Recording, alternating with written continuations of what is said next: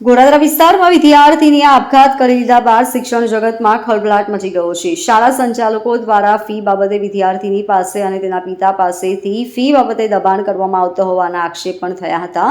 તેમજ વિદ્યાર્થીનીના પ્રેમ સંબંધની પણ ચર્ચાઓ પણ સામે આવી હતી. પરંતુ આ વચ્ચે હવે રાજકીય પક્ષો પણ સક્રિય થઈ ગયા છે. NSUI અને યુથ કોંગ્રેસ દ્વારા જિલ્લા શિક્ષણ અધિકારીની કચેરીમાં જઈને વિરોધ નોંધાવ્યો હતો.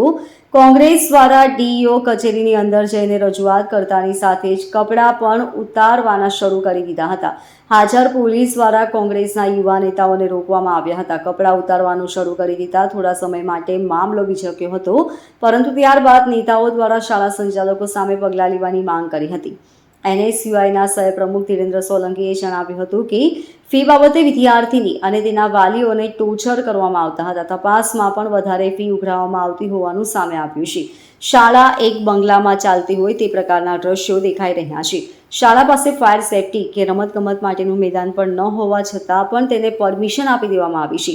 શિક્ષણ વિભાગ દ્વારા તાત્કાલિક અસરથી શાળા સંચાલકો અને આચાર્ય સામે પગલાં લેવા જોઈએ, જેથી કરીને આવી ઘટનાઓનું પુનરાવર્તન ન થાય. આજે જ કચ્છની જે ઘટના બની છે તેમાં પણ વિદ્યાર્થીનો ભોગ લેવાઈ ગયો છે. વિદ્યાર્થીઓ બાબતે સરકારે ગંભીરતા દાખવવી જોઈએ અને આવા શાળા આચાર્ય અને શિક્ષકો સામે પગલાં લેવા જોઈએ.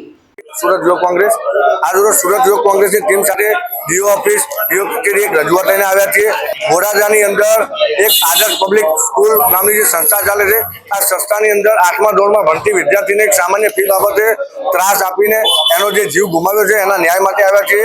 આવનારા સમયમાં જ્યાં સુધી આ દીકરીને ન્યાય નહીં મળે ત્યાં સુધી આંદોલન ચાલુ રહેશે અને ભવિષ્યમાં બીજી કોઈ વખત આવનારા સમયમાં કોઈ દીકરી સાથે આવો અન્યાય નહીં થાય, કોઈ દીકરીને જીવ નહીં. Bureau report LK star news, Surat.